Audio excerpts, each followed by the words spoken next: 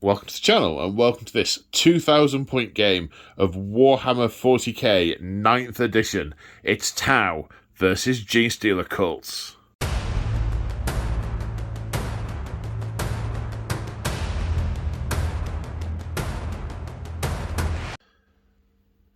This is episode 2 of the Rising Shadow campaign. A campaign between the Imperium, the Tyranids, and the Tau. If you haven't seen episode 1, that is available on the channel. If you want to know the story so far and don't want any spoilers, I suggest going back and watching that first. Okay, I think that's long enough for people to scrabble at the pause button. So, the Imperium in episode 1 landed and rushed to reinforce the beleaguered civil militias and remnants of the PDF under attack by the vile alien menace of the Tau, only to discover that they were in fact fired upon themselves. The population of this planet has turned traitor, and because those forces are relatively few, they are the elite elements that have turned up. All the Astra Militarum are still in the warp. They have withdrawn to come up with a grander strategy because they simply do not have the numbers to grind on the front line. They are strategizing and waiting for their next move, planning their next move. The Tau, on the other hand, realizing that they potentially have a war on two fronts, seeing the Imperium withdraw, take the opportunity to press the Genestealers hard and move their forces against the heavy population zones. So we come to this. This part is going to be played out in this mining settlement, which is rife with the insidious Genestealer cults. And the desperate struggle between these foes is being fought out with open war cards. So we are using... just realised I haven't got a deployment card, and that's very slack of me. We are playing Take and Hold. So this is 6 objectives, more than 6 inches away from the edge of the battlefield and 12 inches away from other objective markers. At the start of the second battle round, each player scores a victory point for each objective they control at the end of their command phase. The player with the most points at the end of the battle is the winner. We're doing deployment along the long edges, what some of you will know as Dawn of War deployment. So 12 inches in, leaving a 24-inch corridor down the middle. Objective-wise, we have this. These pipes are of value. We have an ammo and Prometheum dump over here. We have the main thoroughfare through this this habitation block. Again, more supplies and pipes. Also, these buildings are going to be key for lines of fire all around, so important to control those. The plasma reactors in the corner, also important, as is this cache of crates. So the last thing before we go and take a look at the armies is just a very quick word from our sponsor. Sorry, by which I mean house rules. For those of you unfamiliar with the channel, we have a small number of narrative-oriented house rules. There is a video on the channel if you want to know more detail about why we use these. But in short, we don't apply plus or minus limits on dice roll modifiers. We let characters charge with units. So if you have a character that's within incoherency with a unit or units, and they're all going to charge the same target or targets, we make one roll, and they either all pass or all fail, and everything goes back to normal. We don't use command point rerolls, and we don't limit the use of the same strategy multiple times in a given phase. But the most important rule we follow is we apply what we like to call narrative common sense. We're playing out a scenario using rules as a framework. If something seems like it wouldn't work out that way, if something feels jarring to us, then we'll have a conversation about it and we'll change it. And if that doesn't sound like your cup of tea, then this game, very much not for you. So, without any further ado, let's take a look at the armies. And here we have 2,000 points of Genestealer Cults. And playing them is James from Clash of Dice. Say hi, James from Clash of Dice. Hi, James from Clash of the Dice. Oh, I missed that one off. No, Clash of the Dice. You're being attacked by stuff. Indeed, yes.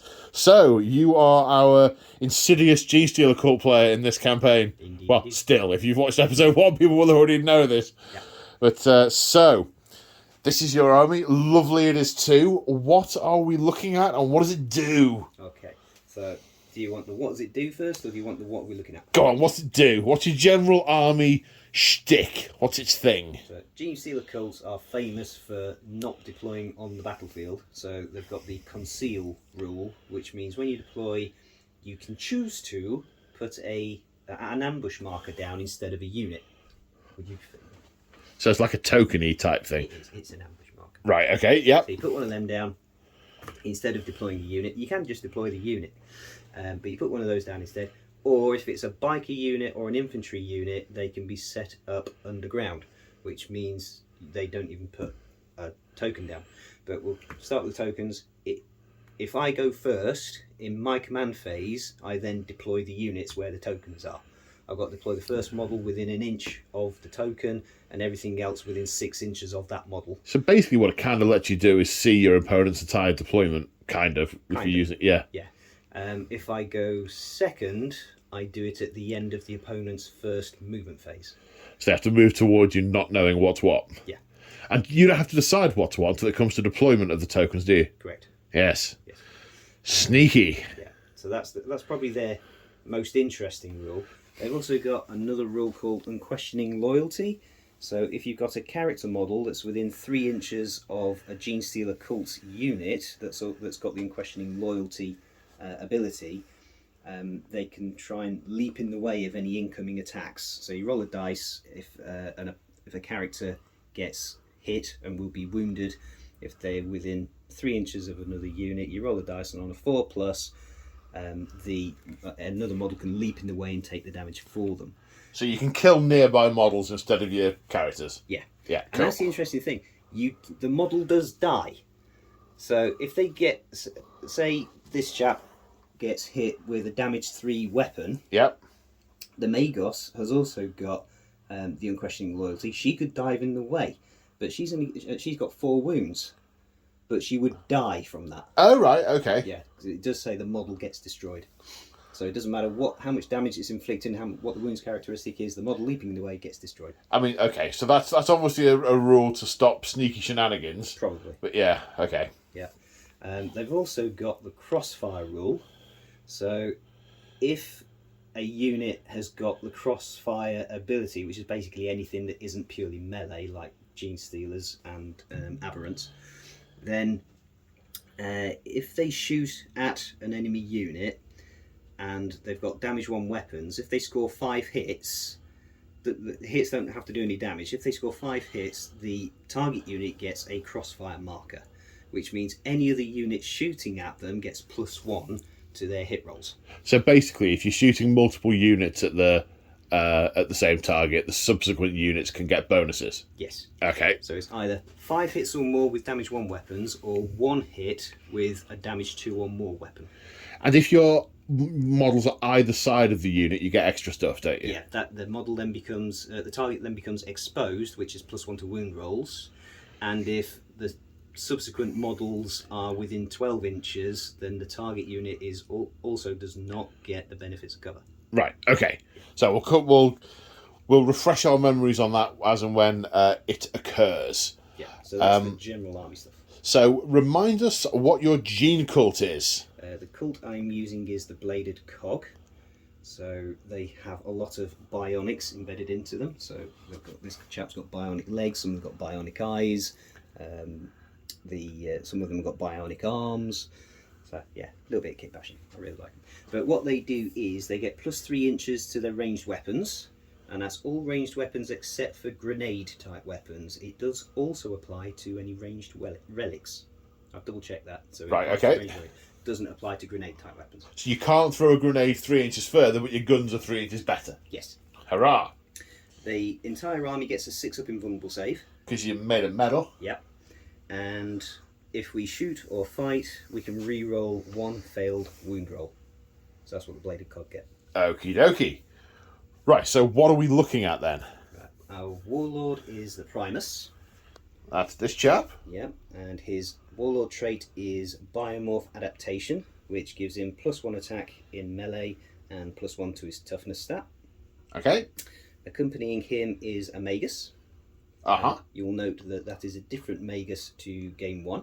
Yep, indeed. The Magus can cast 2 psychic powers and deny 1.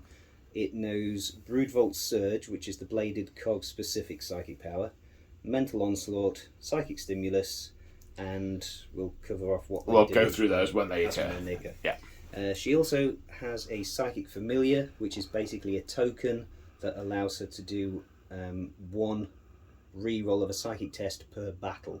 There is a stratagem that you can play to get the token back. Yeah, But okay. essentially that model is just there as a token. We've got the Sanctus. And the Sanctus has got the Relic for the army, which is the Gift from Beyond, which is a souped up sniper rifle. Oh, he's a snipey Sanctus. Because I play Genestealer Cults. My Sanctus is a stabby Sanctus. Yeah. So it's got slightly longer range than the standard sniper rifle, so it's got 48-inch range instead of 36. With Bladed Cog, it's 51 inches. It does more damage, so it does a flat 3 instead of a flat 2. As with all sniper rifles, it does a mortal wound in addition on an unmodified wound roll of 4+. Okay. It ignores the Lookout Sir rule. Okay. It auto hits the target. Okay. If the target has got a crossfire marker, the target counts as exposed.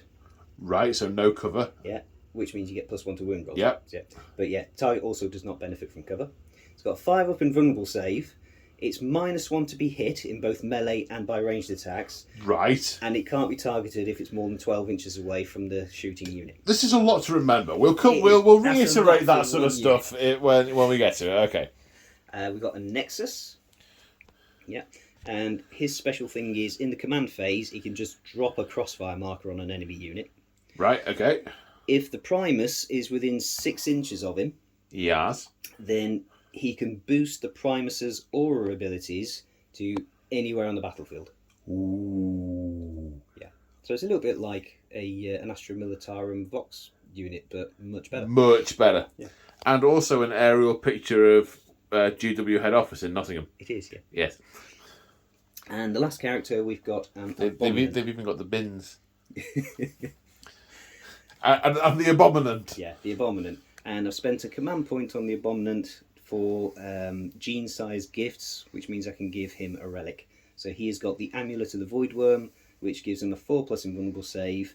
Once per battle, he can automatically change his save roll to a 6, and enemies can't fire Overwatch or set to defend. Okay. Troops choice, should have said this is a battalion. Troops choice, starting here, we've got 15 Acolyte Hybrids. The leader has got a Bone Sword and a Hand Flamer. There's a cult icon in there. Yep. So in the command phase, I can summon the cult and return D3 slain models. Okay. And you've got some of the special weapons, and I can see demo charges. And Yeah, I've got 2 with heavy rock swords, 2 with heavy rock cutters, and 2 with demolition charges. Each demolition charge can only be used once, but after that, I can still lob grenades. Okay, cool. Well, we'll cover that as and when we get to them. Yeah, they've got a proficient planning, which is a unit upgrade, which is lying in wait. So if I set them up underground instead of with a blip, they can be deployed more than 3 inches away from an enemy model, but they can't charge. Right. They can't charge, but they can throw those demo charges. Yes. Yes. We've got a unit of 20 neophyte hybrids. Yep. We've got a cult icon, and they are, I don't know, for whatever reason, they can return D6 slain models instead of D3. There's more of they're them. neophyte hybrids. There's more of them. We've got 2 mining lasers, a seismic cannon, a heavy stubber, 4 grenade launchers, and everything else has got auto guns. Okay. We've got another unit of 20 neophytes. Leader has got a web pistol and a power pick. There's another cult icon, and for special weapons we've got 1 flamer and 3 web guns. Okay. And everything else has got Shotgun, yeah, so I see. For elites we've got 10 aberrants. Oh, right here, yep. one hypermorph with an improvised weapon. They also have a proficient planning, which is a trap sprung. So if I set them up underground, when I deploy them and they want to charge, they can roll 3d6 and choose the 2 best. Nice. We've got 10 pure strain Genestealers. Gribble, gribble. Yeah, lovely models. They're very, very old Genestealer models. They're the ones. 90s. Fast attack choices. I've got 2 Achilles Ridge Runners, which is a unit of 2. They're armed with heavy mortars and they've got upgrades of survey augers, which means that targets within 24 inches don't benefit from cover. If they're shooting at them or just in general? If we're shooting at them. Right. If this unit's shooting at them? Yes. Yes. Okay. Yeah. 5 Athalan Jackals. We're all armed with small arms and power weapons. There's 1 grenade launcher, 1 demolition charge, and the Wolf Quad has got a mining laser. And then finally 2 rock grinders.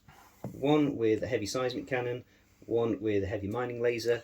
Both have caches of demo charges, even though they can only be used by a crew. I don't have a unit of 5. They can only carry 5. They're purely there that if one gets destroyed, there's a stratagem I can play. If he's got a cache of demolition charges, I can make it automatically explode. Right, okay. And presumably you might have a unit get whittled down to that size that might get in it. You never know. Yeah. Stranger things have happened. Indeed, yeah. Assuming they survive. Well, yeah, I mean, yeah, there are some big guns in the Tau army. Yes, I mean, yes. But they're pretty tasty from what I remember. Okie dokie. Good stuff. That's a lot of gribble for your buck, for your 2,000 points. Yeah. Right then, let's take a look at the Tau. And here we have 2,000 points of Tau Empire, and glorious it looks. And as you will all know, if you've seen Game 1, they are being played by Immortan Joe. Say hi, Immortan Joe. Hi, Immortan Joe. Oh, what are we looking at? It looks amazing. Lots of Tau. Thank you. So this is 2,000 points of Tau, and you might notice a running theme.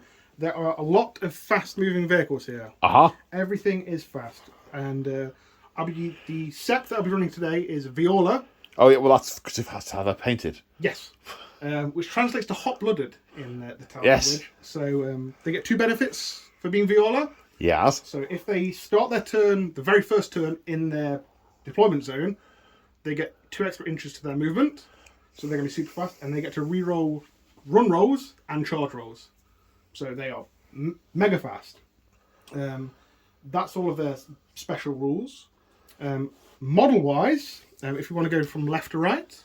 Yep, let's do it. Okay, so we've got 2 units of Crisis battle suits. Okay, how are these units delineated? 3 at the back have got dual burst cannons. Do you mean dual, by any chance?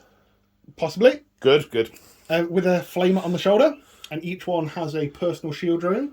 Okay. And then the unit how does that work? So are these not a unit then? Or do those 3 shield drones become part of the unit? They are part of the unit. Ah, right, okay. Well, I've given each of them a personal shield drone. Right, got it. Cool. The unit at the front, they, instead of having burst cannons, they have fusion blasters and a flamer. You can say dual, it's alright. I'm just going to refrain from saying it.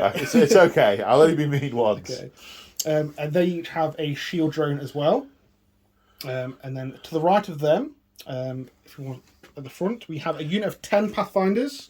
3 of them have rail rifles. Nice. And they've got a suite of drones with them. On the left, they have a recon drone, that big beefy... Does all sorts of horrible stuff, doesn't it? It does, absolutely. Helps remove cover when shooting at an enemy unit. It also provides them with a bit of defense, some ablative wounds, and it also has a burst cannon on it.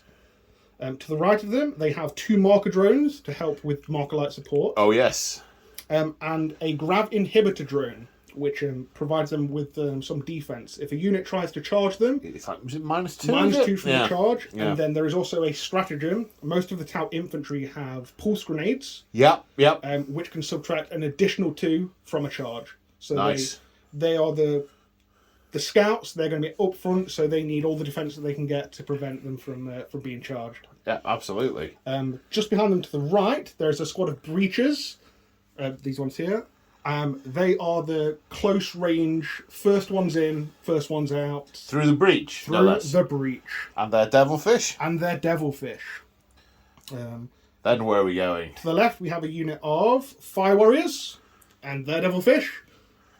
No support drones or anything. What's the opposite of a breacher? I don't know, you tell me. Strike! Strike, okay. Strike team. Strike team, thank you. Strike team. We have a Fire Warrior strike team with their devilfish. So I had a blank there. It's like, there is a different name for it. I'm like, what is it? Yeah. And then, so on the right hand side again, we've got exactly the same, but we'll come to it in a minute. Oh, over there. Okay, yep. And then behind to the left, there is a Riptide battlesuit. Yep. And he is equipped with a special burst cannon, or big burst cannon. I mean, it's very large. It's very large. Yes. And he's got 2 smart missile systems on his shoulders. Yes. And he's accompanied by 2 shielded missile drones. So. Oh, right, yeah. Like the offspring of a shield drone and a missile drone got jiggy. Yeah. They got friendly. And to the right of them, there are 2 Scout Tetras. These are Forge World models. Ooh, they're shiny. Oh, yeah. So they are, much like the Pathfinders, they are a forward deploying scout unit. Yep. So they have a especially powerful marker light. So instead of rolling 1 dice for each model, they get to roll 3 dice. And they need to remind me, it's a 3+? To 3+, yeah. So we may as well go for the marker lights. And it's an action, isn't it, the marker lights? So Go on, tell me about marker lights. Okay, Marker lights. So at the start of the movement phase, Yep. you start performing the action. Yep. And then at the end of the movement phase, the action is complete, and you pick a unit within 36 inches.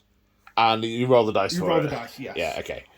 There are a couple of units that can do the moving and the marker lighting, aren't there? So the Pathfinders can start the action at the end of the movement phase. Right. And vehicles and drones do start at the beginning of the movement phase, but they Don't not fail lose it by moving off. Correct.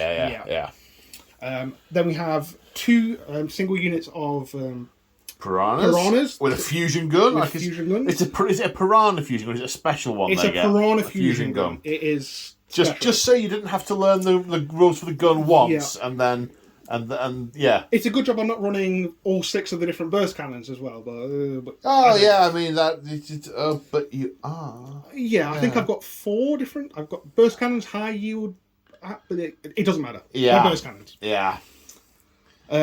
They've got 2 gun drones docked on them, which can be undocked if need be. Yep. And then a fusion gun. It's a stratagem, isn't it, to detach them and turn them into a unit? I think it's called designated tasking, I believe. That sounds about right. Yes. And then on the right we have a hammerhead gunship, equipped with a rail cannon and 2 accelerator burst cannons.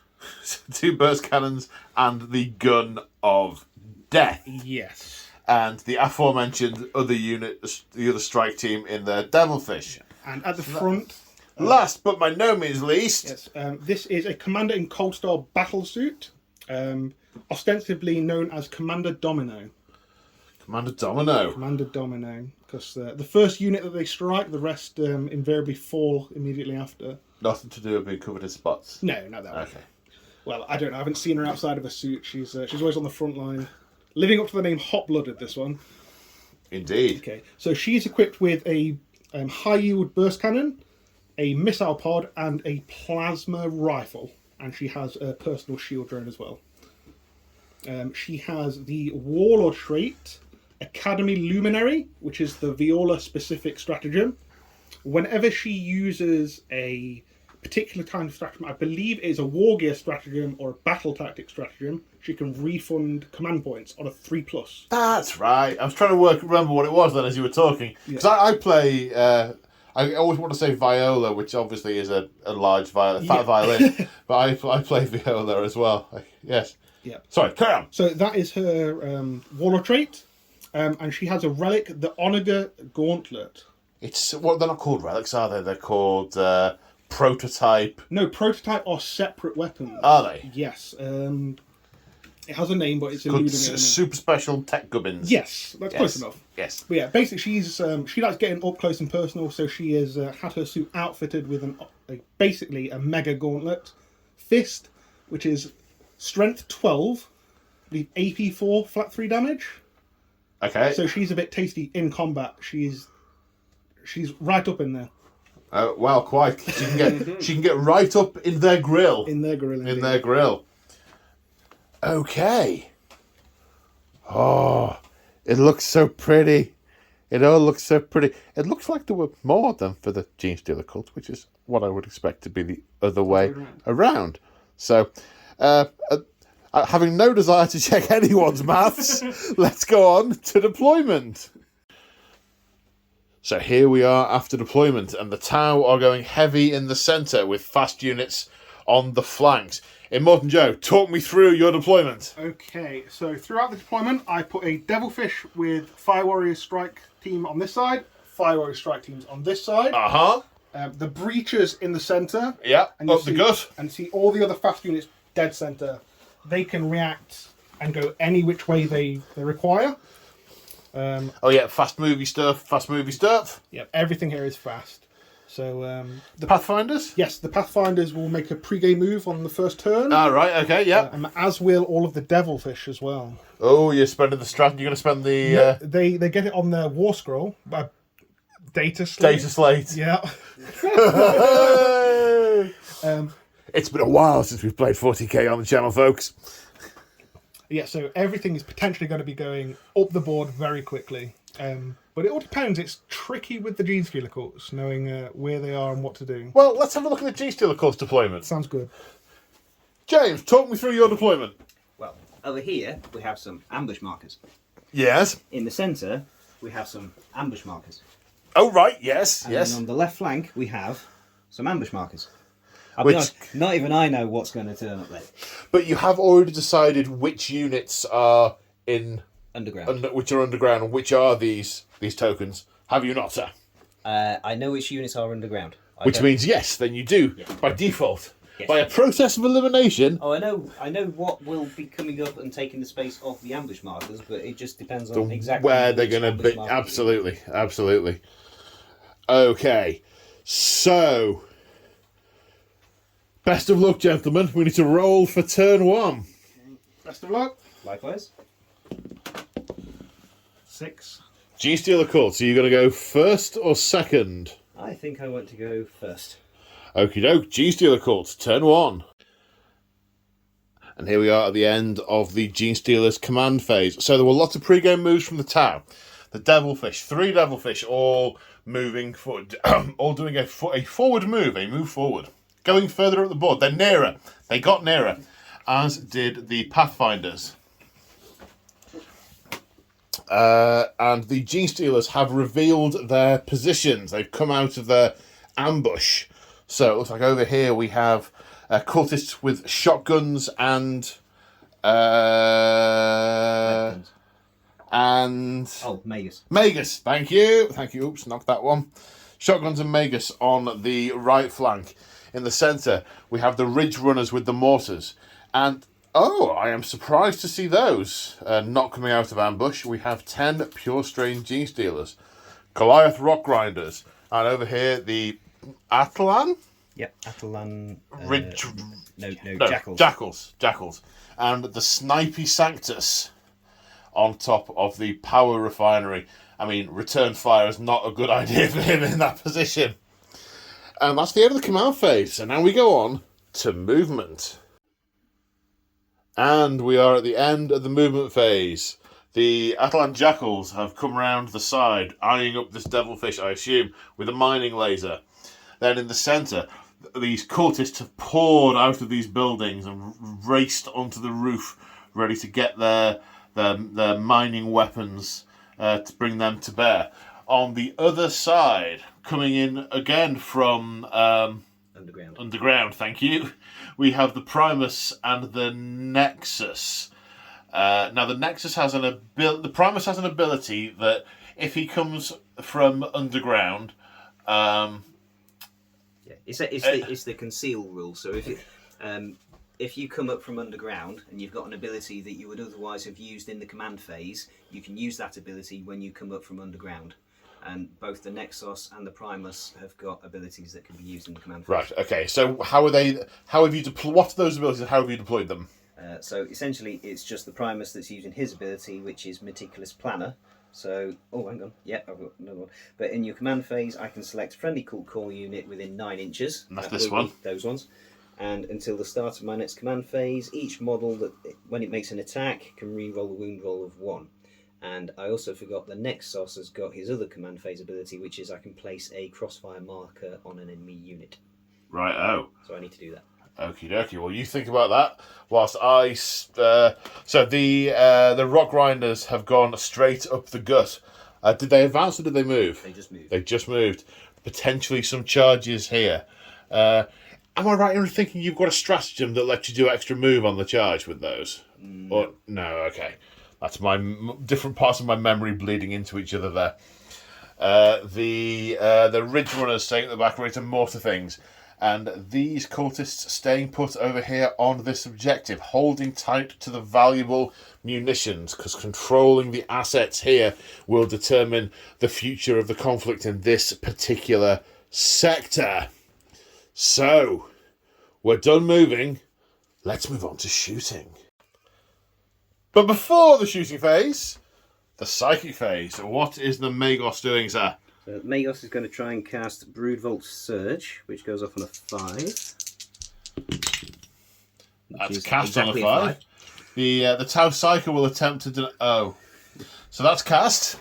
If manifested at the start of your next... Until the start of your next psychic phase, while a friendly bladed cog unit is within 3 inches of this Psyker, each time an attack with a damage characteristic of 1 is allocated to a model in that unit, add 1 to armor saving throws. So +1 to save. Yeah, +1 to save. Okay. Just for that unit. Okay.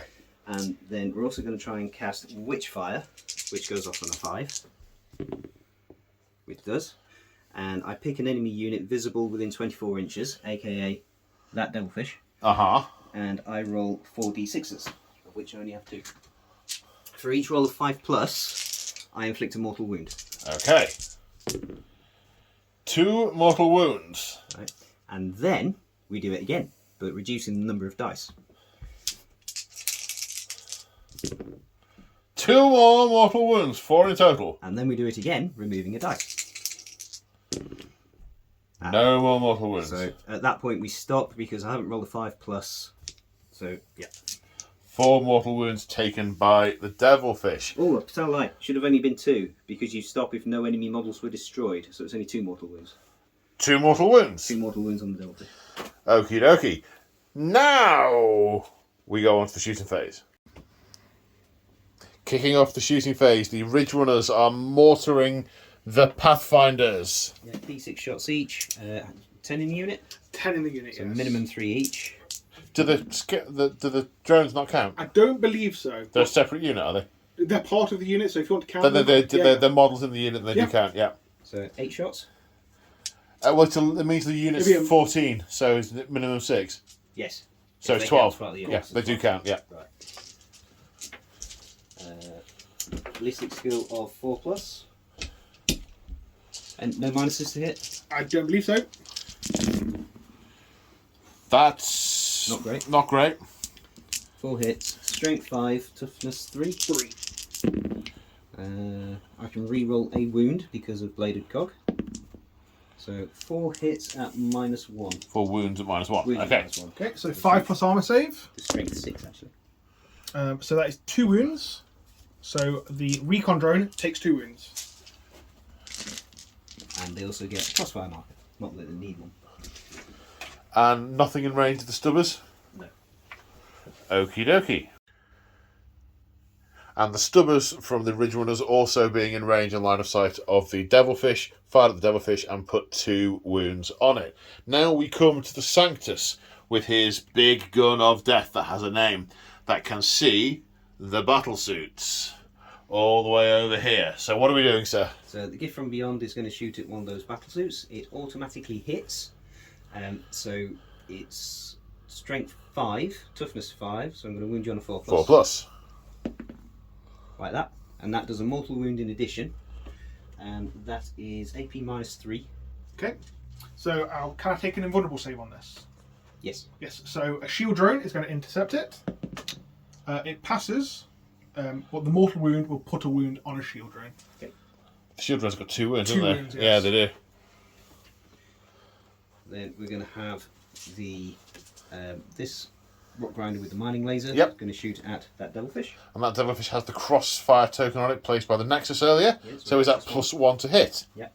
So it is heavy mining laser, heavy D3. For 3? Hitting on 3s because of the crossfire marker. So 2 hits. Strength 9. Toughness 7. 7. So wounding on 3s. I can re-roll a wound. Because of Bladed Cog. You re-rolled the 1. I did Yep. re-roll the 1. So -3. Okay, so a 6 plus armor save. Nope. Damage. D6. Whoa. That's For 1 6. mining laser. And the heavy stubber. The heavy stubber is going into the same target. And 3 shots. 1 hit. Wounds on a 5. Because strength 4. Wounds. No AP. 3 plus. Yes. And then we've got the other rock grinder is shooting at it as well. With the heavy seismic cannon on Shake it to shortwave. bits. Shortwave is heavy 3. Okay. So hitting on 3s. 3 hits. Strength 8, so wounding on 3s. 3s, yep. All wounds. Minus -3. 6 plus 3 save. saves to 6 plus. 2 pass, 1 fail. The damage, sir? Flat 3 damage.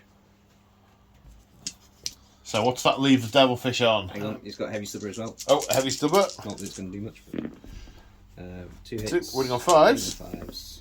2 2 wounds. wounds, no AP. 2 saves of 3 plus. Yeah. You are correct, it did nothing. So 4 wounds remaining on that devilfish. Okay, now we come to this unit of neophytes in the centre. Now, is a stratagem being played? Yeah, massed firearms for 1 command point. So any hit rolls of 6 automatically win the target. They are currently re-rolling 1s to hit because the Primus is next to them, and they've also got his command ability, which was Meticulous Planner, I think. I can re-roll 1s to wound. So Okie doke. start You've already with- pre-allocated the shots, but we'll go through what they are with each weapon type. Yeah. So, where are we starting? So 2 mining lasers going into the wounded devilfish. Yep. So hitting on 3s because of crossfire, and re-rolling 1s because of the Primus. So 2 hits. wounding on 3s, re-rolling 1s because of the Primus. So 2 wounds at -3. 6 plus armor save. Oh, that's a 2 and a 1, so 2 fails. So 2d6 damage. Okay. 5. Does it blow up? 2. 2. No, it does not. Do any of the inhabitants have an unfortunate explosive incident? We'll find out. No, It'll get Not out a of it. 1. not a 1. Not a 1. Right, well, whilst you're doing that, are any of the other shots wasted that were going into the same target from your pre-allocation? No. We've got 4 grenade launchers going into that piranha. Yep, So hitting on 4s Fours. because they don't have a crossfire marker. but they still have the reroll 1s, don't they? Yeah, which is just as well. Okay. Strength 6, toughness 6. Yes. Winning on Tough for It's 6! tough to 6. Goodness me. crack grenade is -1. Okay. I believe it's going to be a 4 up save or a 5 up. I need to check that one. You do have I think it's a 4 up. I think it starts as a 3 up, but we'll check that and come back. What's next? the seismic cannon is Yep. going into it as well. Okay, well It's a 4 up to a 5 up. So it oh, gets a right. Takes a wound. Takes D3 wounds, in fact. Cause, D3. Because it's a crack grenade. 2. Yeah, and it gets a crossfire marker. No. Well, you will do when the whole unit's finished shooting at it. Right, okay. Because all the shots happen simultaneously. This is all one unit. We've got a bit of a gap between that building, but you know what? It looks cool, so we don't care. So, seismic cannon is going into the piranha as well. Rerolling 1s. So 2 hits, strength. This was short wave, strength 6, winning on 4s. 2 wounds, -2. So 6 plus saves. Oh, man. That is such a Joe roll. Yeah. No comment. I forgot the heavy stubber. The heavy stubber is going into it as well. Well, all the shots going into the piranha. So this will hit on 4s. It's 3 for heavy stubber. 3 for heavy stubber. I'll tell you what, I'll re-roll that then. We'll break this down. Yep, and I can re-roll the 1. So 2 hits, wounding on 6s, 5s. 5s, yeah. I can reroll once to wound, and I can reroll a wound. Nope. And then 10 auto guns going into it as well. Did you not use the reroll to wound earlier? No. Did you not use it on the mining laser? No, didn't need to. Okay. Well, there's a lot of 1s to reroll. I mean, they could have been 2s. Strength 3, so wounding on 6s. 6s, yeah. I forgot my 6s to hit automatically. But I I don't haven't think seen I've any done yet. any 6s, so yeah. Reroll 1s. So 1 1 save. save. Passes. Just passed. That's that unit done. Just got the Atalans. So I need to check their stats. And now the bikes are firing. With what and at whom, sir? They're all bar him shooting at that devilfish because he's Okay. out of range. Ah, right. Okay. Mining laser? Mining laser first, hitting on a 4. Yes. Like that. Wounding on a 3. And strength 9 to 7. I can reroll a wound. Because bladed cog. Is that the third Not time you've funny rerolled Rerolled the 1, yeah. Crack grenade from the grenade launcher. Yes. 5 to wound, because strength 6 to 7. Yeah. Nope. No. And then 4 small arms. T-Rex. Some So it's joke strength- like that. Strength 4. 5s. 1 wound and no Go on, AP. bruise his kneecap. No. Another 6, Joe. But it does What can get- I say? I'm just really good at rolling dice. It does get crossfire markers because it was hit with the mining laser, even though the mining laser didn't do anything. It's a bit rude. Okay, I mean, it's going to vanish in a second, isn't it, the crossfire Yes. marker? Yes. But that's beside the point. I've got the hit. I'm entitled to it, so I'm putting it on the tape. Quite right. Right, okay. And this unit, does this unit do any firing? No, everything's out of range. Everything's over. Oh, yeah, there's no big gun. Yeah. Is that it for the shooting phase, sir? That is it for the shooting phase. Are you intending on charging anything? No, because I believe even these guys are too far away. No, I think they're in. I think it's a long charge, but I think they're in. That would be an 11. He might spend the command point in Overwatch on you with a burst cannon. And 2 gun drones. Go on, I'll charge. Overwatch? Tau, why not? Let's Overwatch. At this point, You just made him spend a command point. Excellent, sir. so see if I get in. Yes. No. Okay. So this is going to be the 2 gun drones. 2 hits. Toughness. 4. 4s to wound. So no wounds. The gun drone's not strength 5. No, strength 4. Okay. I'm like 60% sure. Okay. The burst cannon. 1 hit. 3s to wound. No. No. Okie doke. And it's not battle shock. It's not morale. It is morale. Morale. It is morale. Morale. Any? They didn't. No, they No. took drone hits. The vehicle's dead. No morale. So that's the end of Genestealer Cults turn 1. It's now the Tau's turn to do the shooting thing and the moving thing. And Very much the moving thing. so here we are at the almost end of the Tau's first movement phase. And this is an impressive and also, I think you all agree, terrifying sight. The Viola Sept exemplifying the Montcar stratagem, coming straight forward with, well, a mailed fist with, I don't know, sharpened knuckles. I think my analogy is perfect. I reckon so. Yes. Okay, so we've got a strike team have moved up here and disembarked on this side. Piranha, Pathfinders cresting the corner of that supply dump. The things I can't remember the name of, jumping over the Tetras, zipping over. I can't remember what they're armed with, but I'm sure that something's going to die as a result. The marker drones, the drones attached to the Pathfinders, up on top of that crate. The Hammerhead taking a commanding view on top of that building, ready to obliterate something with its rail cannon. The breachers that made it out of the the Devilfish pushing forward to put withering fire onto these buildings. This piranha running forward to use its fusion gun on these mining vehicles. The Riptide just intent on sowing absolute death. This Devilfish disembarked its strike team ready to shoot at these bikers with the Cold Star and one of the 2 units of... is it just the one? Yes, the other one is in Manta Strike. Ah, right. The other... Oh, you've got more? Wow! This unit ready to mow down more of these... more of the fools who would not embrace the greater good. So there was some shenanigans and stratagems played to date. Yes. So you notice that the strike team disembarked there. That was because I played a combat debarkation stratagem, which allows the Devilfish to move and disembark. So that's exactly what's happened over there. And I believe you Nova-charged the Riptide. It's the weapon you charged, wasn't it? Or was it the shield? A shield, so he's now got a 5+ shrug.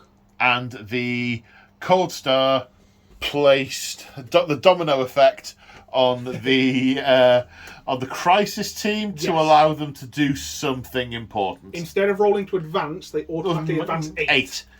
Got it. My memory is perfect. And now, at the end of the phase, we're going to roll. But I can't believe he's got more! And we're going to roll for all the marker lights. Yes. So on 3s, the marker lights will stick. So where are we starting? Okay, so we'll start off with the Tetra. Yep. So the Tetra are going to put 3... they get 3 dice each. Okay. So we're going to put them all into this Goliath here. Okay, you only need 1, don't you? Yes, but for each unit that shoots, I remove one of them. So if I want to... Oh, right. The more the better. Yes. Really? Yes. So they get 3 marker lights. Okay. And we'll mold that up in a moment properly. I'm going to spend a stratagem. It is called Recon Sweep. So the Pathfinders get to do their marker lights, and it goes off on a 2+. Okay. Out of a 3, and then they get to make a normal move. Okay. So we are going to start. This unit here are going to put marker lights over here. Yep. On 2+. So they get 2. 2 of them. And then they get to make a move. I'll do that after. Yeah. I was going to say that. Okay. And then the 3 marker drones up here are going to put them onto this unit up here. Okay. On 2s. Yep. So they get 3. And then the ones that can see are going to put 4 into this Goliath up here. Okay. So they get 3 as well. And that is all of the marker lights. And the end of the movement phase. We'll be back at the end of the psychic phase. So we'll start the shooting phase, and the shenanigans are flying backwards and forwards like a duel.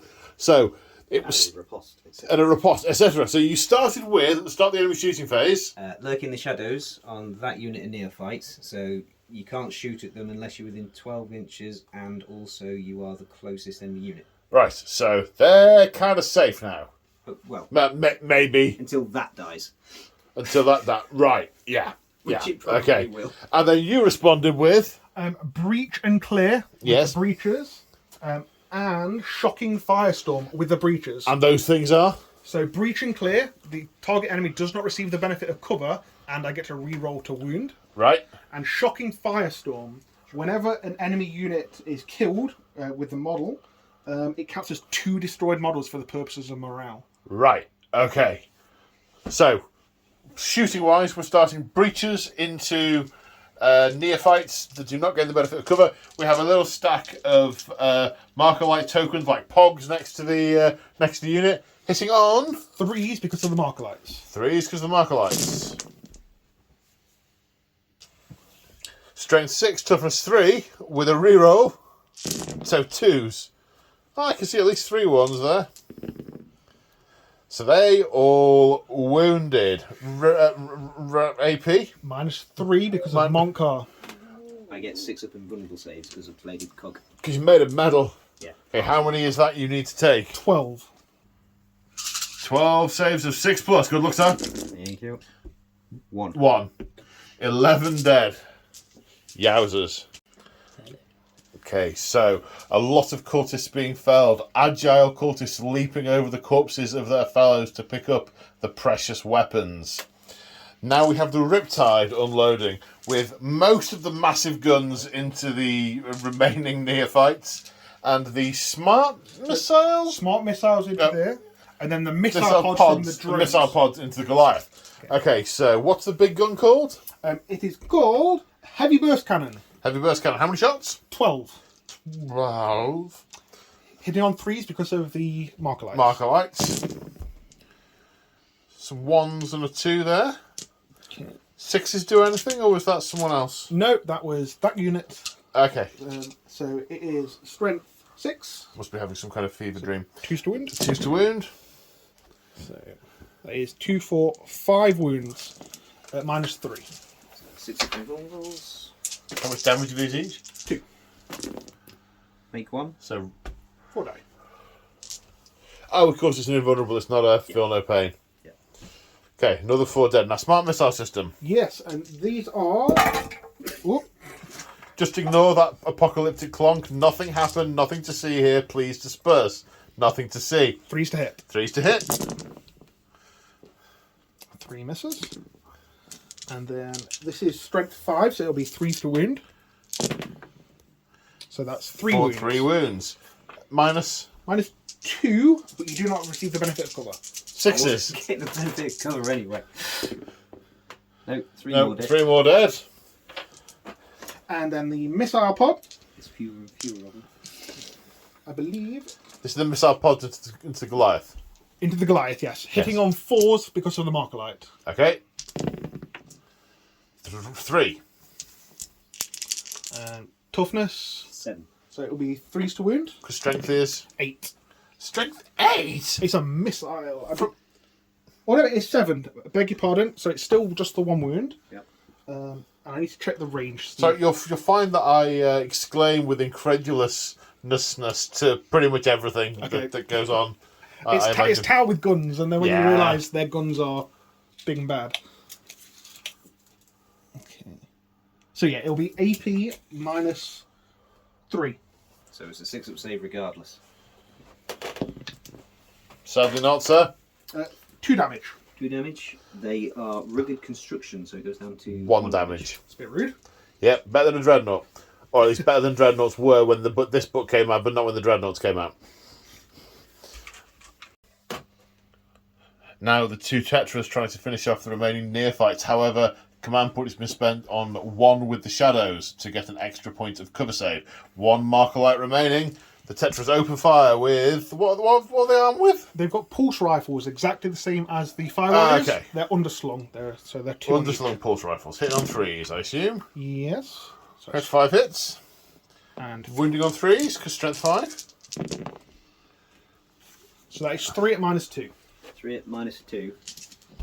That's a waste of the command point. So it's just 6, yeah. Oh, actually, check the range because you might be out of range. So it might just be -1. No, it's still -2.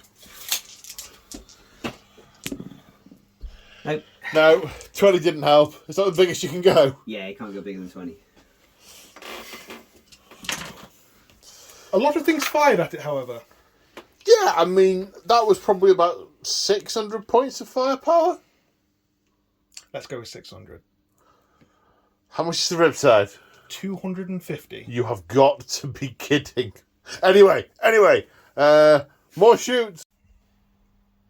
Now the crisis suits are firing in at the Jackals. Now, due to a miscalculation of the number of dice Joe needed to buy when getting the army, we don't have and we're not using 2 different sets of dice because it would just no. Dirty. So we're going to roll 1 suit at a time. With the 2 burst cannons, they have 12 shots each. I don't think he's even measured the range of the flamers. I have them within. You have them within flamer, right? Yeah. Right, okay. I mean, do you want us to pass you the dustpan now? Okay, first The Eternal suit. Optimist, they'll survive. First suit. 5s to hit because they're -1. They're to hit. -1 naturally, yes. And there are no Skilled marker Outriders. lights. Skilled Outriders. So 5s to hit, re-rolling 1s because they're nearby Commander Domino. Okay. I mean... 5! I can count. And 3s to wound. So that is 4 wounds. Minus. Minus 1. Okay, so I get 5 up saves. Where do you want me to go here? That's good, yeah. Make 1. So I'll take 3 wounds. Oh, crumbs. There's how many more going into it? There's going to be another 24 shots from the burst cannon and 3d6 plus 6 from the flamer. So initially, I'll take them on the quad bike. Okay. This is the second lot of the burst cannon. I mean, it saved a lot of time if when walking out of the GW, you just threw the box in the bin. You wouldn't have had to paint them or anything. That's the unit I painted specifically for this weekend as well. They're a lovely unit. They look great. 2 more saves. 2. Make 1 fail once, so the quad is toast. The last Did someone say they wanted toast?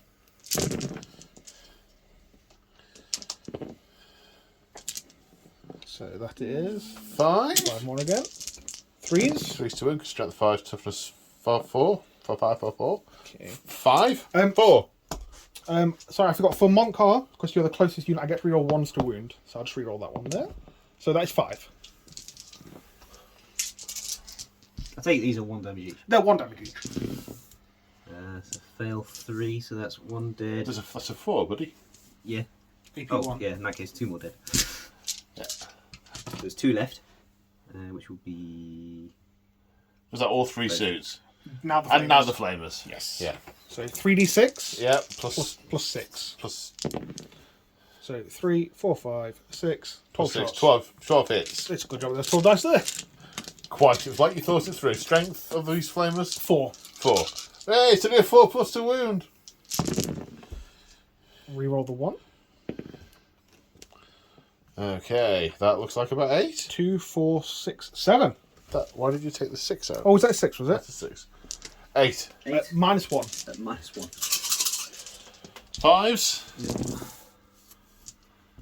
Well, dead. Again. Dead all over.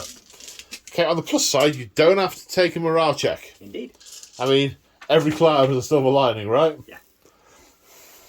Right, where are we going next, Joe? Let's go to this piranha over here. Okay. Fusion gun into the Goliath. Fusion gun into the Which Goliath? The wounded the Goliath. wounded Goliath, yeah. Hit on a 4. 3s because of the marker lights. 3s because of the marker lights.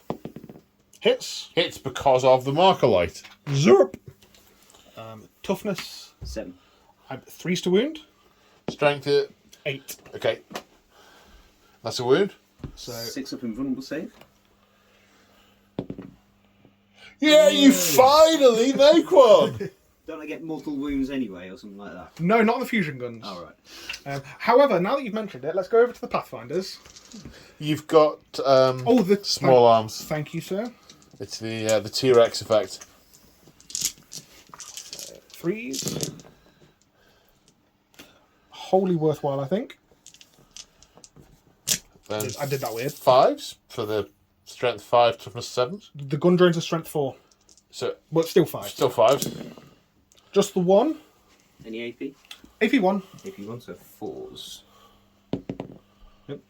Damage? Just 1. Just 1. Down to 8. You said something about something else? Yes. I need to think of it then, actually. Now, this piranha putting its fire into the wounded Goliath rock grinder. Fusion gun yet again. Hitting on a 3. Hits. And consuming a marker light in the process.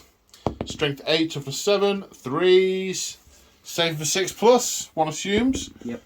Nope. No. And this one is... D6 plus 2. If he's within half range, it's D6 plus 4. Is he within half range? I believe so. It will be 9 inches. Yeah, it's like 9 inches. Oh, yeah.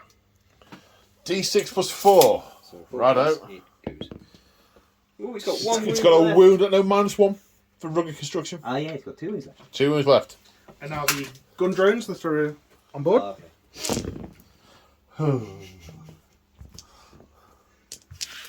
And then 5s to wound. Just the 1 at -1. So I need a 4 up. Yes! Sorry, I'm not rooting for the Genestealers, but I mean, this is just horrific. It's our planet. Get off. What are you doing? We were here first. They're your workforce that you were trying to ship off Out planet. of everybody involved in this campaign, we are here first. It's our planet. You You have lot's clear. You have two choices: be incorporated or get discorporated. Option C, get eaten. Shh, shh, shh. Shh, ixnay on the eaten nay. Right, what's next there, sir? I think we're going to go to the Pathfinders now. Okay. So I'm going to fire with the rail rifles. Have you decided where the other guns are going before you roll that? They're not going to be within range of anything else, and So it's just the rail rifles I'll just fire the rail rifles. at the wounded Goliath. Yes, well, technically this one can see. I'll shoot it if it's necessary. Okay. Confident. 3's to hit. So 2 hits. That's because of the Markolite one, assumes. Correct. No, didn't the Piranha just eat the last Markolite? No, he took it down to 1. I'm going to roll to wound, but I need to check the toughness, strength in a second. So that is definitely 1 wound. It's not going to be strength 14, is it? So No. so it's 1 wound at AP However- minus. It'll be at -5. There's a however. If I make a successful wound roll, you take a mortal wound. Okay. Okay, so you want a 6 up invulnerable save? Nope. No. Do you explode? No. No. I'm Okay, not is gonna it? auto pop it when the only thing I'm going to hurt is myself.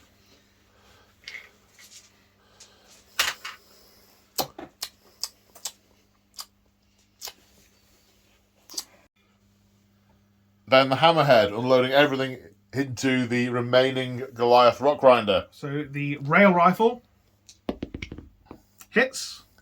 On a 4, was it hitting on? It was a 3 to hit. Because of the Markolites, Correct. yep. Wounding on 2s. Because strength. 14. Bazillion. Okay, wounding on a 2. Yes. And then anything else from the wound? Yes, it will do D3 mortal wounds for making a wound. But it's an AP -7 attack. Go on, roll a 6 6 for your invulnerable, bionics. yeah. I mean, that'd be fantastic. No. So it's D3 plus 6. So it's 9 plus... Plus the D3 mortals. No, plus flat 3 actually. Flat 3 mortals. So 12. I mean, that is what that gun is meant to do. That doesn't when it exploded. No. But, you're not going to get to use these now. Sucks to be you. Do you have anything left to shoot with? And do you have anything left to be shot out with? I want to say no, but the answer is yes. What's left? This fire warrior unit. Yeah. Can I now declare them as a target of the shooting? They are now the closest model. To Uh-oh. Is it? Lurk in the shadows. I don't think those Genestealers are close enough to save you. There's some frantic It's checking not of rules the going closest on. Eligible target, or within 12 inches. Also, I have to be within 12. Yeah. And okay, so they cannot shoot them. And I don't think that I can see those Genestealers with the barricade being in the way. Yeah, the wall and the pipe. And Yeah. Okay, that's fair enough. That devilfish? No, probably can't either. So I think that's everything shot. I have 37 models on the table, and one of those is technically a token. Which is the token? Oh, right. I thought you were counting those. I thought I was stretching it a little bit. There is Markolites. So, charge phase? It's nothing within 12 inches. I mean, I was taking the It's all frack, dead. but I he's... know. There is. Oh, is there? Yeah. There's 2 models now. Oh, yeah, there are other people in the room. They had been staying quiet, but... No, I can't.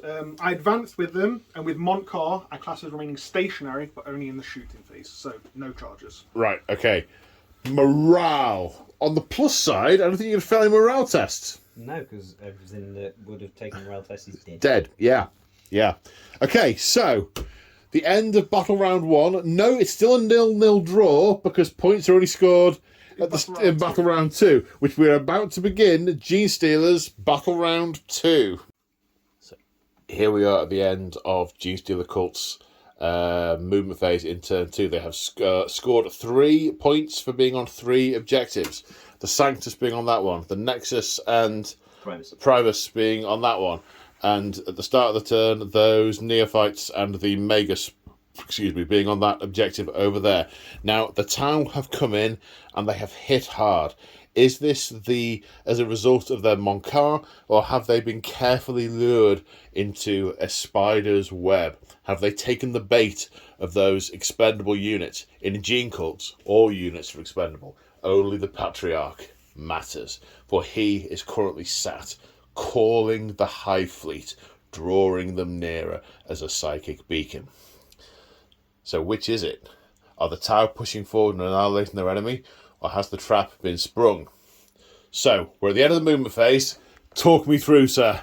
So, in the command phase, the Nexus, courtesy of the Primus, has instructed this unit of neophytes to reroll ones to hit, reroll ones to wound.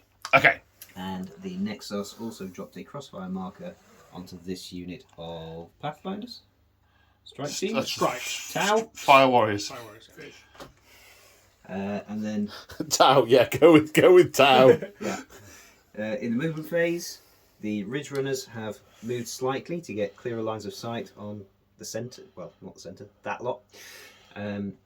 These neophytes have come around here. The Magus is following them. I spent a command point on rapid advance on the Genestealers. Auto maxing the advance. Yeah, so they moved a total of 14. And that was it for the move models phase of the movement phase. And then in the reinforcement phase of the movement phase, the acolyte hybrids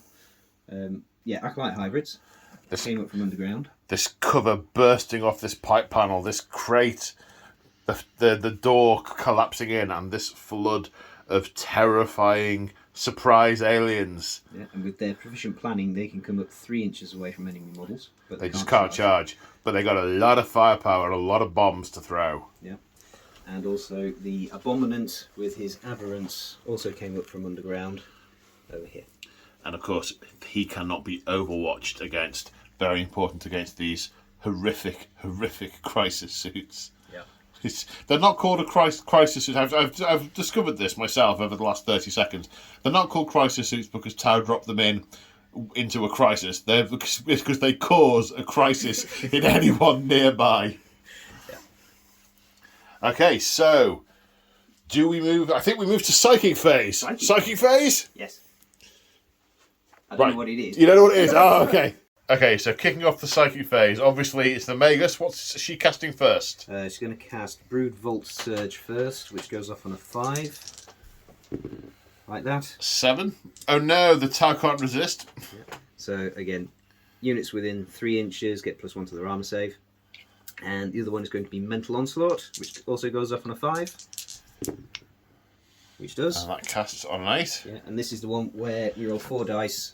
And this 5s is going do to target these Tau. Okay. 5's doing mortal wounds. Yes, that's 2. 2 mortal wounds. We remove a dice and roll again. We do this time because models died. But models died, yep. And 1. that's a 6. So we remove 1 and keep rolling. And No. that's it. So 3 mortal wounds. Is now the time to spend your token and do another psychic power? No, it allows a reroll, not doesn't. Oh, yeah. My bad. Okay, kicking off the shooting phase, the Sanctus has a very tempting target, the enemy general, the cold fire suit. How could he resist a target like that? He aims, he hits. So, 4 plus the wound. Rerolls to wound.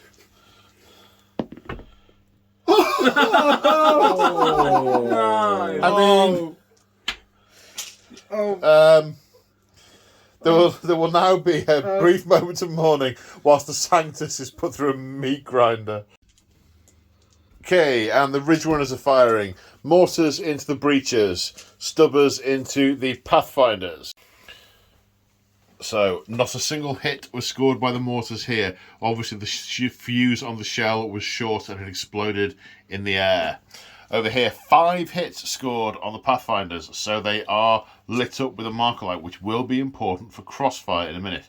However, 4 saves to take on the Pathfinders. AP dash, 4+. 2 die, 2 survive.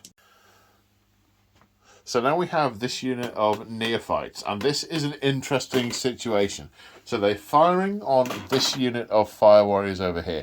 Now these guys have got all the buffs from the Primus being relayed. Thank you. I was going to say teleported. That would have been the wrong word. Relayed through the Nexus all the way over here. Now, a crossfire token was placed on these guys by the Nexus earlier, so they are going to be at +1 to hit. Now, if you draw a line between this unit of neophytes and that unit of acolytes, it passes through this unit of fire warriors, which means they are exposed. So it's going to be +1 to wound, and they cannot claim the benefit of cover that this Mahosive pipe does give them.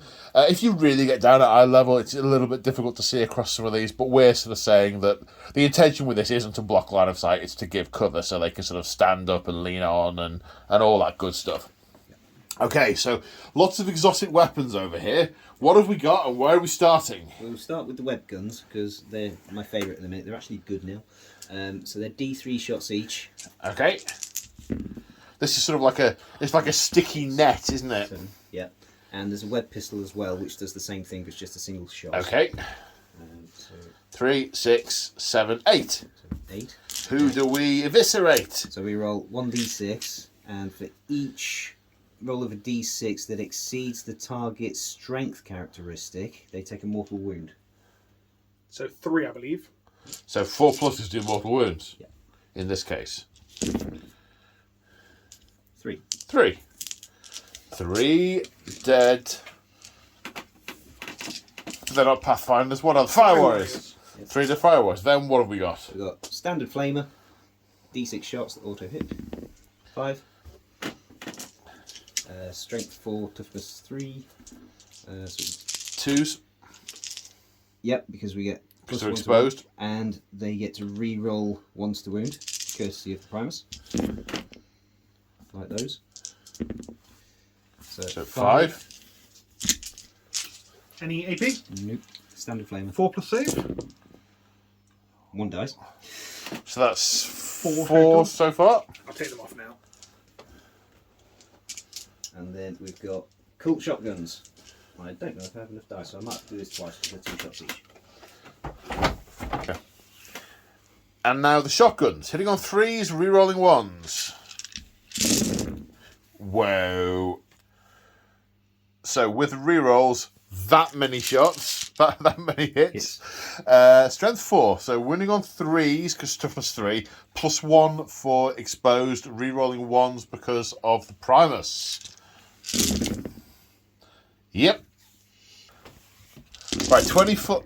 Sorry, I thought you just wanted me to roll and just remove the models. Because that's effectively what's going to happen here. You can't get the staff. You can't get the staff. So then we look at that. 1, 2, 3, 4, 5, 6, 7. They're dead. They're dead. They're dead. They're dead. And now we come over here to the other side of the ambush. The hybrid acolytes are getting ready to sow grisly death into the backs of these Tau. Yep. So what are we doing first? We're starting things off by spending a command point on primed explosives. Okay, which it does. We've got a chap here with demolition charges, which is a grenade weapon. And it's a grenade D6, and primed explosives means I get the maximum number of shots. So 6. Okay. And it is going to lob the demolition charge at that devilfish. And all of the other hand flamers are going to go into these Tau. So demolition charge first, then. 6 shots hitting on 4s. All of them. Okay, so some of your 1s are coming home to roost. Strength 8. Toughness 7. So winning on 3s. And I can re-roll a wound. Rusted cog. And of course, that's the 1 for the whole unit, then, isn't it? Yes. So 5 at -3. So 6 plus saves. Surprisingly, not all of them. 2 damage each. So it's 8. 8 damage. Got 1 wound left. Oh! Was there anything else going into him from all of that lot? Unfortunately not. No. Oh, but I'm sure a Genestealer will pull out something vital in a minute. Yeah. All the hand flamers going into them. I mean, we're not all victimising you, Joe. No, it's just absolutely not. We're all rooting for the one who's got like 5 models left alive at this point. So this is 8d6 auto hits For however many that is. And they are also exposed because they are on the other side of the ridge runners that shot at them earlier. So they are... Well, yeah, I mean, you can draw a line from him to them. Yes, indeed. So, double exposed. Yeah, so 27. Whoa. 27 hits, wounding, strength 3, toughness 3, so force to wound, but exposure is 3s to wound. And no, they're not +1, are they? But that was the other thing over here. Yeah, the extra thing exposed gets is ignoring cover saves, but they're not in cover, so that's fine. Yeah, so 3s. That looks like a lot of 1s and 2s. Story of my game, really, isn't it? Yeah. I mean, that's a lot of 1s and 2s. That's about half. 5, 10, 15. So not. And 15 saves of 4+. That 1, 2, or 3, 4, 5, 6, 7, 8. 8. 8 have expired. So the drones will sweep down And take it for the greater good. Yes. 3, 6, 7. Oh, it looks like the Shazray has cooked it.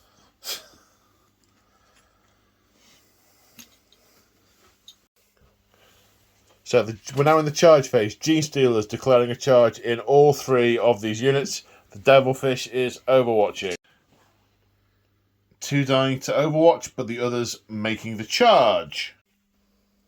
So the Abominant is charging him first because with his relic he can't be overwatched. He needs an 8. He needs an 8. Why is it an 8, not a 9? Because they come in 8 inches away. Ah, right. Ah, yes, of course. I'm going to spend a stratagem from the battle suits to subtract your charge roll by 2. Give me a moment, I will find the name of the stratagem for you. So I need a 10. So, Repulsor Impact Fields, it's called. You now need a 10, sir. Good luck. That's an 8. That's an 8. Command point. Not in here, sir. Not in here. So now the Abominants are going to charge, and they get to roll 3 dice because of their proficient planning, and I get to choose which 2 dice I want to use. Okie But dokie. they're going to need a 10 as well. Is that just, is it for the phase? When a battlesuit unit from your army is selected as a target for charge, yes, it's for the phase, so this is -2 as well. But no, because it's not. That was the unit that selected it. It says when it is selected as the unit that was Subtract 2 from charge rolls made for any unit Oh, that there you go. declares That's a the charge bit. unit against a There you battlesuit go. unit. Right, yeah. That bit does it. Gonna have a think. Okay, deciding to stick with Plan A because the Fire Warriors, which were the tempting target, can pull the same trick with photon grenades. So 3 dice. Drop the 1. It's a 7. Still a 7. Yep. Overwatch? Overwatch. 4 wounds taken to Overwatch, killing 1 and leaving another on 2 wounds remaining. I don't fancy their chances with the ensuing fusillade. Sad times. I'm actually quite chuffed. I predicted this game would last 2 turns. I don't think I'm going to be right. I like being proved right. Got Okay, Genestealers. fight phase. And the Genestealers start ripping through metal. So there are obviously different choices for which models can attack which units. I believe we're doing 2 into the Devilfish. Yep. Okay, is that what we're starting with? Yep. Okay. Hitting on 2s. Everything. That's everything hits. Strength 4, toughness 7. 7, so wounding on 5s.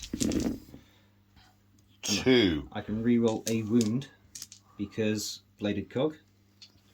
Are they Gene Cult? They are now. They weren't in 8th, but they are in 9th. Okay. I mean, I don't think they've had much surgery, but okay. So that's 3. That's 3. 3 AP? -3. Okay, just a casual 6+ save. 1 damage Okay, each. 1 damage. Does it blow up? Does it blow up? No, it doesn't. It does not. Okay. Now, how many into the Piranha? Is it 5, did you say? It was 5, yeah. 5 into the Piranha. And then 5 Genestealers into the Piranha. Same again, hitting on 2s. 20 attacks hitting on 2s. That's quite a few ones. Story of this game. It is. Wounding with 5s.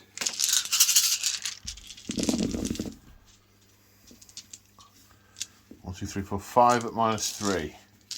So no save. 1 damage each. He's got 1 wound left, hasn't it? 2. Did you not take damage earlier, or was that the other one? The other one. Ah, right, okay. And then 1 into the Tetras. So 4 attacks hit on 2s. And toughness. I believe it's 5. Okay, so still wounding on 5s. 2 at -3. Okay, so they're just going to take the damage. 2 damage. 2 damage. I think they're 4 wounds each. It's 2 damage in total. So. Yeah, okay. Okie dokie. And the vehicles fought back, doing no damage. The Genestealers piling through and consolidating onto the objective, outnumbering the Tau, which will mean that the Tau do not control that objective at the start of their turn and will not score it. And I believe that's all the combat. Just morale left, I think, now. And these Pathfinders, are you spending 2 command points to keep them on Insane Bravery? Yes, why not? 2 command points. Insane Bravery. Okie doke. The bonding knife ritual. They lost 1, so they can't fail to leadership 7. Genestealers lost 2. Genestealers lost 2. Pure String Genestealers are leadership 9. So they can't fail either. Which means this is the end of Genestealers turn 2. As we go on to Tau turn 2. So at the end of the movement phase, things have moved. So Lots has happened. lots has happened. Generally speaking, these vehicles have flown away from the horrible, nasty, bitey Genestealers. The suits over here have identified the source of the transmissions being sent to the enemy on their primitive Vox systems, and they have manoeuvred to destroy. Crisis suits brought down to deal with the sniper hiding in that power plant. These, being ignored for now, manoeuvred away from, and presumably being cut to come back for later. The Hammerhead and the Riptide moving in to take care. I sense a submunition in your future. Coming around here to take care of these. We have Markolites galore. Joe, anything I've missed? That's pretty much everything. Other than all the minutiae of the ability being used by the commander to make the crisis advance 8. Yep. That's pretty much it. Oh, Nova Charge on the Riptide. On the gun. On the gun this Yep. time. Okay. Right, what are you going to do in your psychic phase? Scratch my head and ponder what's going on The there. meaning of the universe. Yeah. Indeed. And get not a Not- glimpse of the warp. Okay. Do you know where we're going to start with shooting? Yeah, let's start with shooting and let's go with the hero Pathfinders, which are holding the home objective. So we'll do 3 rail rifles, hitting on 3s because of the Markolites. What are you shooting at? I don't understand. Oh, these guys. All right. The Genestealers. I was coming. Sorry. I was trapped behind a table in a belly. My belly. So 3 hits, 3 hits. and then I was looking for a 4th dice. That's why I was so confused. It's So 2 wounds. just for context, viewers. It's 1:30 a.m.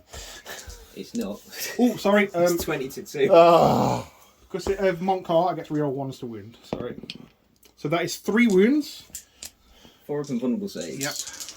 Yep. Make 1. So 2 die, but you take 3 mortal wounds because of the rail rifles. 5 die.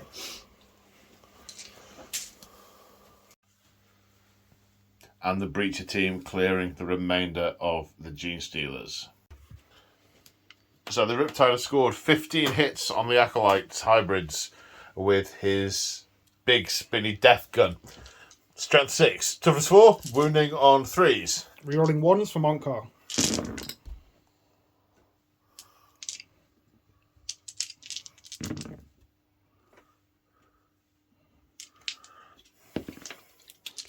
AP? It'll be -3. So I get 6 of them wounds. 9 saves. 9. One survived, so 8 die.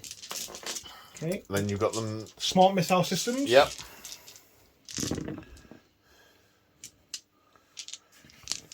Winning on 3s, I believe. Yep, 3s. Strength 5, are they? Yes. 4 at -2. And 4 saves. 6s. Another 4. 12 in total left. so far. 4 remaining. And then 2 shots from the drones. Oh, no, I think it's 4 shots, sorry. Why is it not on? And then 4 shots with the missile pods. 1 hit. Strength 7. Rerolling 1 from Monkar. That's 1 wound. Sticks of save. Invulnerable, I You assume. got AP? Yes, -2 at least. Yeah, in that case, need 6. Okay. Nope. So there's 3 of them left. And now the Hammerhead is putting fire into the 3 beleaguered survivors. Rail gun? Rail rifle. Rail Yep. Rail gun. Yep. Rail gun, yep. Hits. Hits. Wounds. Wounds, and that does 3 mortal wounds. 3 does mortal it? wounds. Yeah. Yeah, so... Yeah. So you get they, saved. they have been vaporized. Then we move over here to the assassination of the command structure. This piranha attempted to shoot the Sanctus. Naturally -1 to hit because he is a sneaky so-and-so. He's also an extra -1 because he's in heavy terrain, industrial terrain. Okie dokie. So it'll be a 6 to hit. Joe! You don't have any friends in this room. I don't have any friends. There you go. No. So, Joe has rolled almost as many 6s as James has 1s.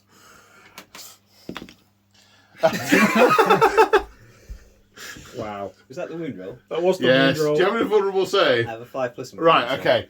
If you roll a 1, I don't know what I'm going to do. I want to use Joe's dice. You're welcome to. It's a 2. It's a 2, well. How much damage? D6 plus 4. Oh, well, that, yep. He's only got 4 wounds. Right, well, that happened. Okay, and the Cold Star battlesuit, Commander Domino, spies the enemy general, the Primus, and levels her weapons to fire. So she has a plasma rifle, which hits. You're in rapid fire range. It's only 1 shot. I believe it's heavy 1. Oh, right. Wounds on a 5. How much damage? Flat 3. Flat 3. So I get a 6 up. Yeah, it's a plasma. It's going to have at least It's -3. yeah. 6 up invulnerable save. Nope. No. The Nexus is going to try and hurl himself in front of the shot. So this will be a 4+. Which he does, and he dies. He sacrifices himself for the Primus. Were the other shots going into the Primus They from were the all Cold going Star? in, yeah. Yes. So 2 missile pods. Hit. And 2 wound. Just double checking actually that Primus hasn't got a 5 up invulnerable save. No, it doesn't. Sorry, 2 wounds. 2 wounds at -3. So 6s. Nope. So 4 damage total. He's So got you've got 5. 1 wound left. Okay. And now the burst cannon. All hit. You're not type of -1 burst to hit, cannon? are you? No. Oh, I think it's a regular burst cannon, I think. Have you remembered the marker lights on these? Yes. Reroll 1 for Monkar. 6 wounds -1. That's putting the boot in the puppy. 6 6s coming up. I'm due the. Come on! Not the 1! Okay, Primus is pasted, but his life is naught against the life of the Patriarch. Any more shooting? No. Everything is out of range. I've got nothing else to say. My heart bleeds. Did they shoot? No, they didn't. And the count's stationary because we're in Monkar. Yes. Even though they ran? They did run, yes. Do they still count stationary? Yes. Yeah. So, bear with me. didn't think it was right. I had aberrants that failed the charge and they're still alive, so I said, Well, he's moved off to kill everything else. Yep. So this is going to be hitting on 4s. Are you -1 to hit or anything? No. There is a transhuman physiology equivalent that I could spend on them, but I refused because it's stupid. Good man. Strength 5. Toughness 5. So 4s. Wouldn't have made any difference. Are rerolling 1s. And that's my problem with that strat. 2, 4, 6, 8, 10 at minus. That 3 is not a successful. Oh, is it one. not? Sorry. No. So 9. 9 at minus what? We're in turn 2, aren't we? Yes. Some were in range, some were out, so let's just say -1. So I need 6s regardless. 1 saves. 1 damage each? Yes. The one had 2 wounds One had left. 2 wounds, that was that one. So that was those. And then 2 more. The aberrants, insanely brave, are eyeing up something for revenge, death, and murder. Because that is the end of Tau turn 2. And the Genestealer cult are looking thin on the ground. The Abominant and the Aberrants are going to look for something to put a hole in. The Ridge Runners are still mobile and firing. And this little knot of Magos, who is now in command, and these neophyte hybrids all remain as we go into turn 3. End of the movement phase. These neophytes have moved closer to this objective to rain fire onto the Pathfinders. The Magos has climbed on this stack of crates to get line of sight to the infiltrating alien menace that she has directed the Ridge Runners to spin around the corner and gun down. There is still a knot of defiance here on this side of the battlefield, and the score is still in their favour. If they can hold out and other cult reinforcements can enter the zone, then they will be repulsed. The Aberrants lurching towards the target of their previous charge, whatever was in front of them, which is now this unit of fire warriors and these valuable crates, and potentially a devilfish. So, psychic phase. Yep. Where's my guard? So, same as before, Broodbolt Surge goes off on a 5, like that, so they get +1 to their armour save, and Mental Onslaught on a 5, passes, and that's going on 4 these dice. chaps. Okay. 3 mortal wounds. 1 more mortal wound. Another 2 mortal wounds. So we're at 6 already. And 1 more mortal wound. All your dice came at once. How often have been rolling like that? 7 dead. Well, because Joe's been rolling like that. We could have had 2 of you in the room. Nothing would have happened. That's the whole point. I mean, that's just a mirror image of your game so far. And Joe's looking in that mirror going, that was me earlier. Cruel reflection. Okay, shooting phase. Shooting phase. We'll start with the neophytes. Okay. So D3 shots from the web guns. 3, 4, 5, 6. 6 plus 1 for Pistoli. No, the pistol's out of range. He's back here. Alright, plus none for the Pistoli. So 4 pluses are mortal wounds. 1. And then D6 shots from the flamer. 2 wounding on 3s. 2 at no AP. Okay. So they're looking cool. So 4+. So 1 more dies. And then a bunch of shotguns. I am. So 27 shotgun shots, resulting in 5 saves to take on 4+.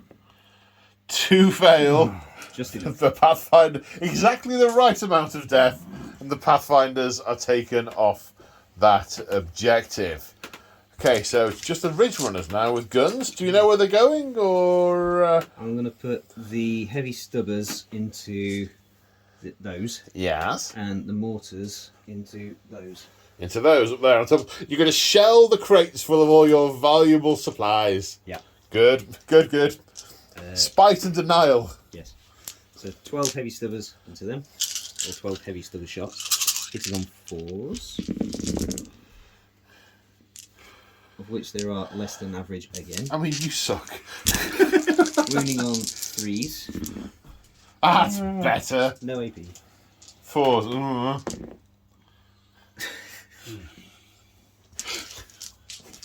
And then 2d6 shots from the mortar for 7, although that becomes automatically 3, Yes, because 10 in the unit. so 9. Hitting on 4s. Is that enough dice? Yes, I can count. Even at this late. Well, so late, it's practically early. 6 hits. That's a David Mitchell quote, isn't it? Is it? I think it is, yeah. Strength 6, so wounding on 2s. And I can reroll a wound. 5 at -1. So 5 up saves, they're not in cover, are they? So 4 die.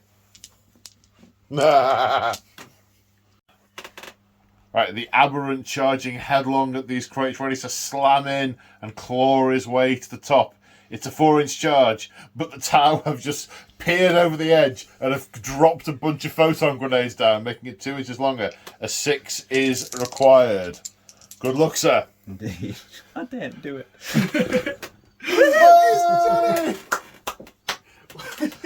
That'll get him all the way up here.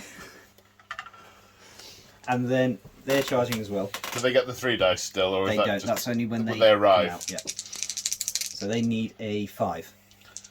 Because the photon grenades, unlike the other one from before, which was against every unit, the the photon repulsor field grenades. is like a consistent wash, whereas the photon grenade is a targeted, it's a grenade. And at the end of the charge phase, the aberrants and the abominant are well and truly swarming over these Tau. So where do we start with the hitting, sir? We'll start with the aberrants, and we'll start with the hypermorph. He gets 3 attacks with his heavy improvised weapon, hitting on 3s, and strength is 6, so wounding on 2s. 1 wound. You get a cult. I cog. do, but I might need that. Okay. There's more attacks coming yet. So 1 at -1. Okay, 5 plus save. Yep, to 6. He gets 1 attack with his hypermorph tail, which will hit on a 3. Not Which one. doesn't. And then this many attacks with the others with their heavy power weapons. So hit on 3s. That's better. That's what we want to see. Wounding on 2s. And now I'm going to make a reroll. Okay. So that is 8 at -2. -2. Yeah. 6 plus armor saves. It's alright, it's you. She fell 7. Yep, so they're wiped to a man. And then the Abominant is going to storm and rage that everybody else killed stuff and he didn't get a chance to. It'll just match the corpses. Yeah. Fish paste.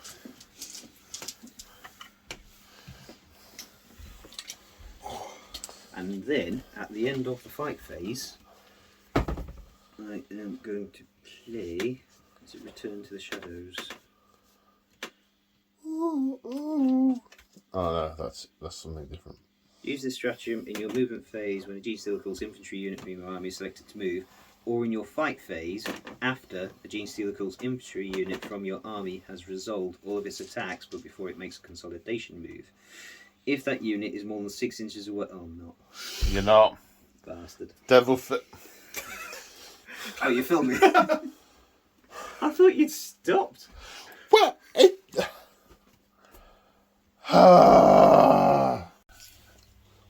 And the morale phase, 2 remaining. They must have lost 8. They lost 8. Need a 1.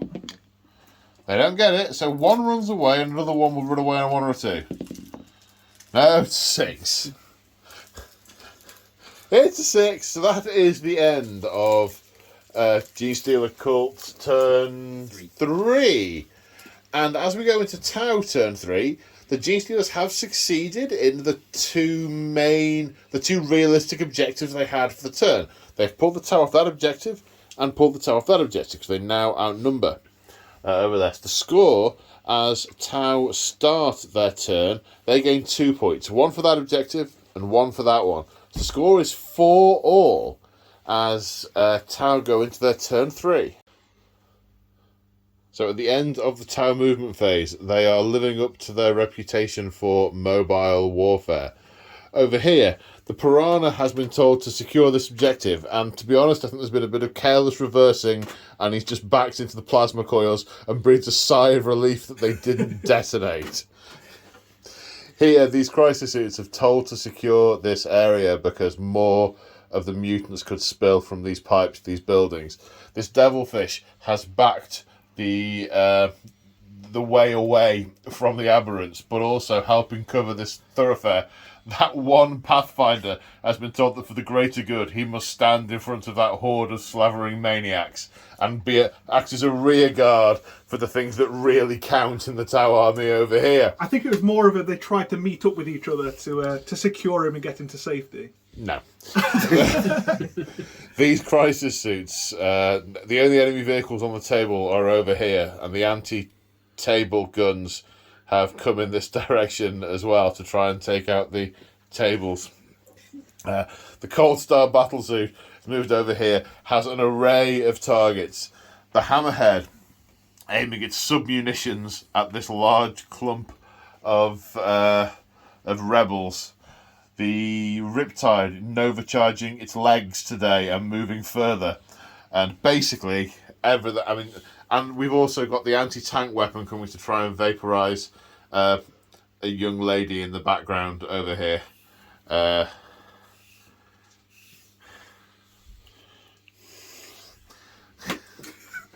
Piranha sniper. Okay, time for your psychic phase. Did you enjoy it? Thoroughly. Good. Right. Where are we going to shoot? Let's do my Moglites to begin with, if that's okay. No, it's not. Well, I'll do it anyway. Ah. So all 6 of them into the squad over there on 3s. They have 5 Moglites on them. Okay, starting with the Hammerhead. Spending, is it command point? It's a command point, Sub-munitions? yes. For sub-munitions, a massively dispersed, explodey thing, as opposed to a very focused, piercy thing. You roll a dice for every model in the unit, and on a 4 plus, takes a mortal wound. If there's 11 or more models in the unit, it's on a 3 plus. Oh! Okay, 20 models in the unit, 3 pluses for mortal wounds. I don't know why you're rolling that one again. No, that fell off. It was Oh, right, okay. So, wounds at 2. Is it not maxed out at 6 mortal wounds like every other strat like that? 8. 8. Oh, right. For 8. Funny that. Why did you say that? And the burst cannons coming in for a total of 14 dead. Now the Riptide is going to unload.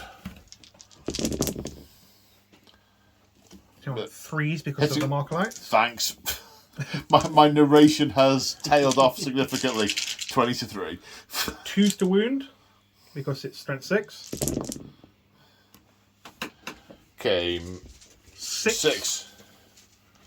Any AP? -2 damage. -2, so I'm back to 6s. That's the unit. There you go. Then the Piranha fired at the Magos. Failed to wound with the fusion gun. Her psychic power dissipating the energy as it came in, but took a couple of wounds to small arms fire. Then we have this unit of crisis suits firing their fusion guns and everything, I imagine, at the Ridge Runners. Okay, so one at the back is not within 9-inch range. Okay. So hitting on 4s, sorry. 1. Okay, and then wounding on 2s. It wounds. 2s. Oh, sorry, yes, 3s. Do beg your pardon. So was that a wound? Yes, it was a It wound. was, yeah, okay. Minus a whole bunch. Yes. So I need a 6. No. How much damage? D6. 4. Isn't it D6 plus 2 at that range? Only in half range. Ah, right. So it's got 4 wounds left. Okay. Oh, I choose it's a unit, so yeah, not that it really matters. We'll put it on this one. Okay. Now the other 2, which are within half range, rerolling the 1 because of the commander. So that is 2 hits, 3s to wound, no wounds, and then the flamers for 6, 7, 8, 9, 10, 11, 17 plus 6, yeah, 17. And 6 saves to take from the flamers at -1, so 5 ups needed. 1. So that will destroy that one and put a wound on that one. Alright, Commander Domino opening fire, putting the plasma into the Magos and everything else into the Ridge Runner. Plasma. hits. Strength. 8, I believe. 2s. 6 of the rumble save.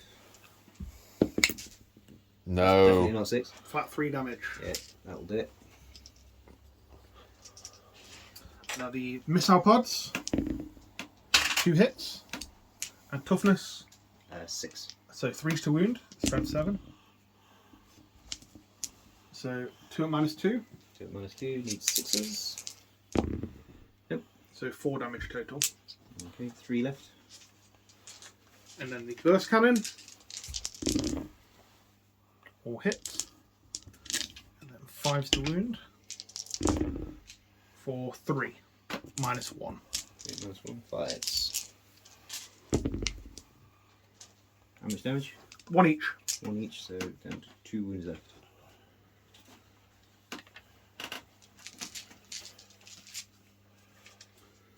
Any other gun, sir? No other guns by the looks of it. These are probably out of range and probably can't see, so that is Charge that's the it. shooting. Nothing can charge it. However, the boosted jetpacks on the Riptide will go off, so it gets to move 2d6 inches in the charge Okay. phase for 10 inches.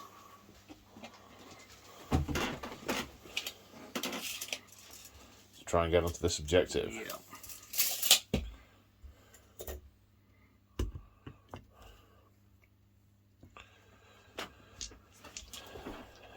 Does they have to take morale? Yes. No. They're leadership 8.